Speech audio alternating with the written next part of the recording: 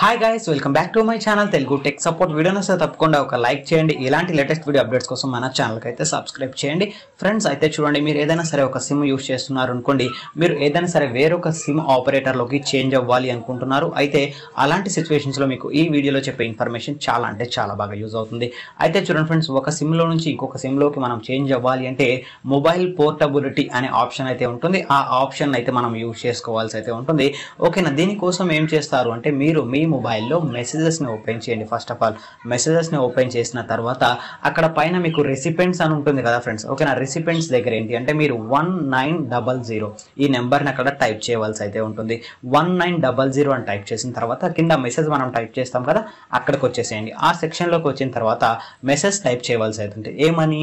PORT port. ఓకేనా, అంటే మనం మొబైల్ నెంబర్ని వేరొక సిమ్ ఆపరేటర్కి మనం చేంజ్ చేసుకోవాలనుకుంటున్నాం కాబట్టి ఆ నెంబర్ని మనం పోర్ట్ అయితే పెట్టుకోవాల్సి అయితే ఉంటుంది. అక్కడ మెసేజెస్లో PORT పోర్ట్ అని టైప్ చేయాలి. అది కూడా క్యాపిటల్ లెటర్స్లో టైప్ చేయాలి. ఓకేనా, అసలు స్మాల్ లెటర్స్ మీరు యూస్ చేయకండి, మొత్తం క్యాపిటల్ లెటర్స్లోనే PORT పోర్ట్ అని టైప్ చేసి స్పేస్ ఇచ్చి, ఓకేనా, స్పేస్ అంటే మళ్ళీ మీరు SPAC స్పేస్ అని రాయకుండా జస్ట్ మీరు ఒక స్పేస్ కొంచెం గ్యాప్ ఇవ్వండి అనమాట. ఓకేనా, PORT పోర్ట్ అని రాసి కొంచెం గ్యాప్ ఇచ్చి మీరు ఏదైతే మొబైల్ నెంబర్ని సిమ్ ఆపరేటర్ చేంజ్ చేయాలి అనుకుంటున్నారో ఆ నెంబర్ని ఇక్కడ ఎంటర్ చేయండి. ఫర్ ఎగ్జాంపుల్గా మీరు డిస్ప్లే మీద చూసుకోవచ్చు. ఆ విధంగా అయితే ఎంటర్ చేసి 1900 మీరు ఎంటర్ చేశారు కదా నెంబర్, దానికి సెండ్ చేయండి.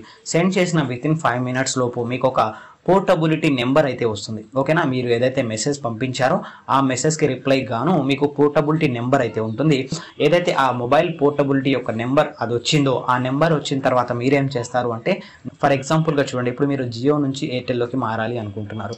అప్పుడు మీరేం చేయాలి అంటే మీ జియో నెంబర్ నుంచి ఈ విధంగా పోర్ట్ అని మెసేజ్ పెట్టి వచ్చిన ఆ పోర్టబిలిటీ నెంబర్ ఉంది కదా, ఆ నెంబర్ని Airtel office, okay, near by Airtel office ఏదైతే ఉంటుందో అక్కడికి వెళ్ళి ఆ నెంబర్ చూపించి మీరు ఎయిర్టెల్ సిమ్ అయితే తీసుకోవాల్సి అయితే ఉంటుంది. మీరు ఎయిర్టెల్ ఆఫీస్కే వెళ్ళవలసిన అవసరం లేదు. మీ దగ్గరలో ఏదో ఒక షాప్కి కొంతమంది పర్మిషన్ ఇచ్చైతే ఉంటారు కదా, ఏదైతే ఈ సిమ్స్ ఇవ్వడానికి కానీ సిమ్స్ చేంజ్ చేయడానికి కానీ పర్మిషన్ ఇచ్చైతే ఉంటారు. ఆ షాప్స్కి వెళ్ళినా సరే మీ పని అయితే అయిపోతుంది అనమాట. ఓకేనా, అక్కడికి వెళ్ళి మీరు చేయవలసింది ఏంటి అంటే మీరు ఒరిజినల్ ఆధార్ కార్డ్ తీసుకొని వెళ్ళండి. ఒరిజినల్ ఆధార్ కార్డ్ తీసుకొని వెళ్ళిన తర్వాత మీరు ఏదైతే ఈ పోర్టబిలిటీ నెంబర్ ఉంది కదా, ఆ నెంబర్ని వాళ్ళకి చెప్పి వాళ్ళ దగ్గర నుంచి ఎయిర్టెల్ సిమ్ అయితే తీసుకోవచ్చు. మీకు సేమ్ నెంబర్ తర్వాత, ఓకేనా, మీరు ఏదైతే ఎయిర్టెల్ సిమ్ తీసుకున్నారో మీకు 5 days, మీరు ఇప్పుడు తీసుకున్న డేట్ దగ్గర నుంచి 5 days లోపు మీకు ఏదైతే ఇప్పుడు మీరు జియో నుంచి ఎయిర్టెల్కి మారాలనుకున్నారు అనుకోండి, మీ జియో సిమ్ అనేది 5 daysలో నో సర్వీస్ అని పడుతుంది అనమాట. అప్పుడు నో సర్వీస్ అని పడ్డప్పుడు మీరు ఏదైతే కొత్త సిమ్లోకి చేంజ్ అవ్వాలి అనుకున్నారో ఆ కొత్త సిమ్ని మీరు మీ మొబైల్లో ఇన్సర్ట్ అనేది చేయవలసి ఉంటుంది. నేను ఫర్ ఎగ్జాంపుల్గా అట్లా చెప్తున్నాను. మీరు ఎయిర్టెల్ నుంచి జియోకి రావచ్చు, జియో నుంచి ఎయిర్టెల్కి వెళ్ళవచ్చు, లేకపోతే ఈ రెండిట్లోంచి VIలోకి వెళ్ళవచ్చు. ఎలా అయినా సరే మీరు చేంజ్ అవ్వాలి అనుకుంటే మీరు వితిన్ 5 days పడుతుంది అనమాట మీకు ఏదైతే ఈ పోర్టబిలిటీ కోసం. పోర్ట్ అయిపోయిన తర్వాత ఏంటంటే మీ పాత సిమ్ ఏదైతే ఉందో అది నో సర్వీస్ అని పడుతుంది మీ మొబైల్లో. అప్పుడు మీరు ఆ కొత్త సిమ్ని దీంట్లో ఇన్సర్ట్ అనేది చేయవలసి అయితే ఉంటుంది. ఓకేనా, ఇన్సర్ట్ చేసిన తర్వాత మీకు ప్రాసెస్ అనేది ఎలా ఉంటుంది అనేది మనం వేరొక వీడియోలో అయితే మాట్లాడుకుందాం. జస్ట్ ఏమీ ఉండదు ఫ్రెండ్స్, మీరు సిమ్ వేసిన తర్వాత టెలి వెరిఫికేషన్ అయితే చేసుకోవాల్సి అయితే ఉంటుంది. అది ఎలా చేయాలి అనేది నేను ఇంకొక వీడియోలో అయితే చెప్తాను.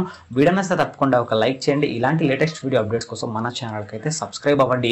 మీరు ఏదైతే సిమ్ పోర్ట్ పెట్టాలి అనుకుంటున్నారో అది తీసుకొని మీరు 3 months అనేది దాటిపోయి ఉండాలి, టైం పీరియడ్ అనేది. ఓకేనా, ఒక కొత్త సిమ్ తీసుకొని వచ్చారు, వెంటనే నేను పోర్ట్ పెట్టేస్తా వేరొక సిమ్లో కంటే కలవదు అనమాట. ఓకేనా, మీరు మినిమం 3 months అయితే ఆ సిమ్ని పాస్ట్ 3 months నుంచి యూస్ చేస్తూ ఉండాలి. అప్పుడు మాత్రమే మీరు వేరొక ఆపరేటర్ సిమ్లోకి చేంజ్ అయితే చేసుకోగలుగుతారు. ఓకేనా, చాలా సింపుల్ ఫ్రెండ్స్. 1900 ఎంటర్ చేయండి, పోర్ట్ అని క్యాపిటల్ లెటర్స్లో ఎంటర్ చేయండి. మీరు ఏ మొబైల్ నెంబర్ని అయితే పోర్ట్లో పెట్టాలి అనుకున్నారో ఆ నెంబర్ ఎంటర్ చేసి మెసేజ్ సెండ్ చేయండి. మీకు రిప్లైగా ఒక మెసేజ్ అయితే వస్తుంది. ఆ మెసేజ్లో ఉన్న OTP కావచ్చు, ఏదైతే నెంబర్ కావచ్చు పోర్టబిలిటీది, అది వాళ్ళకి చూపించేస్తే మీకు కొత్త సిమ్ అయితే ఇచ్చేస్తారు.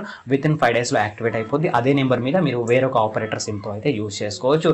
అయితే చూడండి, మీరు పోర్ట్ పెట్టిన తర్వాత ఏంటి అంటే మీకు ఇప్పుడు ఫర్ ఎగ్జాంపుల్గా మీరు జియో పోర్ట్ పెట్టారనుకోండి, మీకు జియో కస్టమర్ కేర్ నుంచి కాల్స్ అయితే వస్తూ ఉంటాయి అనమాట. ఆ ఆఫర్స్ ఇస్తాము, ఈ ఆఫర్స్ ఇస్తాము ఇట్లా అనేసి.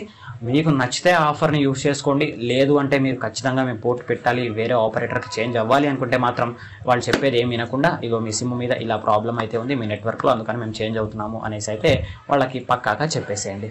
ఓకే, లేదు వాళ్ళు ఇచ్చిన ఆఫర్ నచ్చింది అనుకుంటే మీరు దీంట్లోనే ఉండిపోవచ్చు. ఫ్రెండ్స్ చూసారు కదా, ఇదన్నమాట ఈ రోజు ఈ video. Keep smiling friends, bye bye.